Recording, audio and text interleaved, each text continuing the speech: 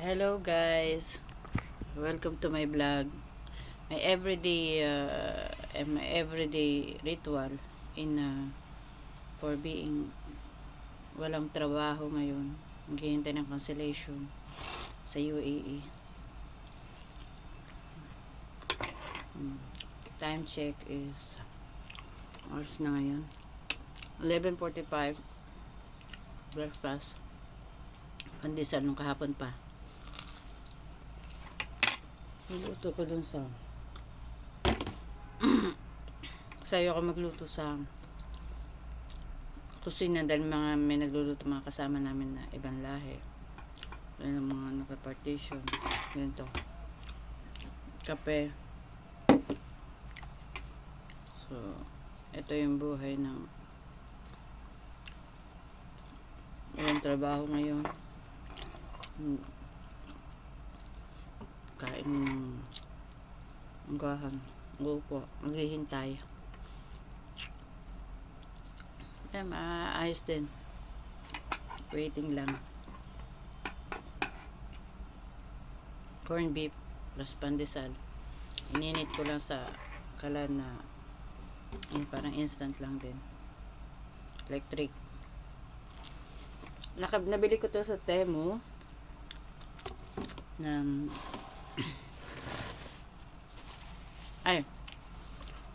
parang 45 dirham. Pwede mo siyang gamitin anywhere, anytime. Basta may makitang saksakang kuryente. So ito yung parang advisable sa mga tamad magluto sa kalan o sa kusina na instant, na mabilisan. Yan. Ito yung kahapon ko pang pagkain. Nainit ko ulit.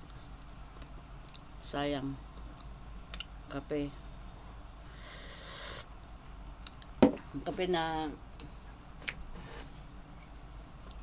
nabili ko sa parang piso-piso kasi nagsila sila.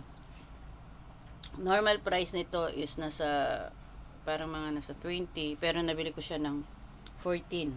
So, matagalan na. Tapos meron din ako isang kape Arabica. Yan. Nabili ko siya sa yan lang sa may bandang Alwada, may Sarja Arabica sa 750. Masarap siya, para rin siyang Nescafe. So yung mga nagtitipid dyan, Arabica, yan. Dito sa UAE, maraming mabibili ka mga sale na mura na tingin-tingin lang, bang pa-expired na after 2 months, pwede pa kainin. Pero malayo pa. Pwede mong pambagahe. It's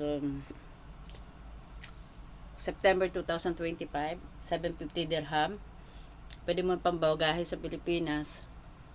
Maganda siya, masarap siyang kape. Sa mga sa akin, black coffee lang ako, walang sugar kasi bawal sa akin dahil type 2 diabetes ako. So black coffee lang hanggang mamayang umaga, tanghalian, hapunan.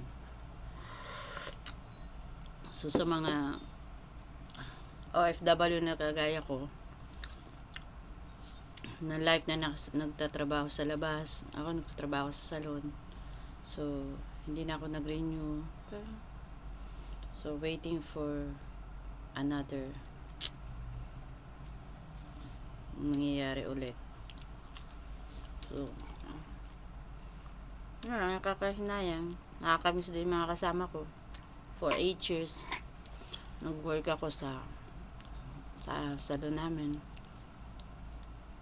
Masaya, pero minsan ma-feel mo talaga yung pagod ng katawan mo. So minsan makapag-decide ka na pahinga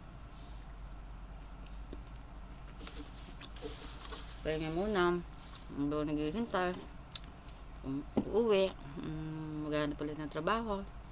Nila mahirap sa Pilipinas, pero minsan gusto mo rin ma-feel na iba pa rin yung bansa natin.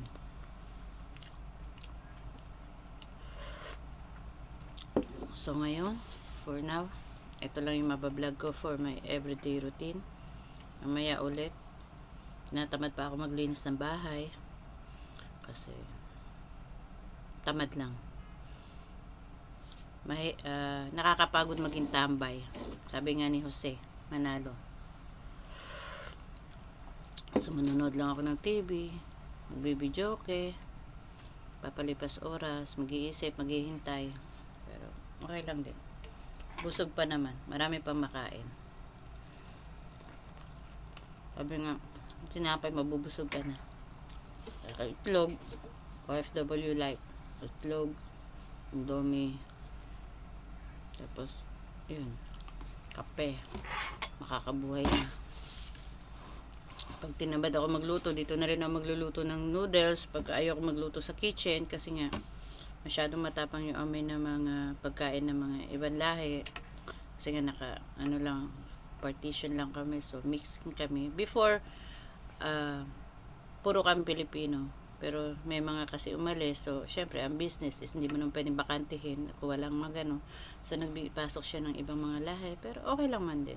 Kaso nga lang, kailangan mo rin mag-adjust dahil mga iba-ibang lahi, iba-ibang ugali. Yun. So, lahat-lahat naman, kahit mga same Pilipino, ibang lahi, pare-pareho lang din ang mangyayari. So, adjustment, tiis, tiyaga. So, paalam na. At bye-bye.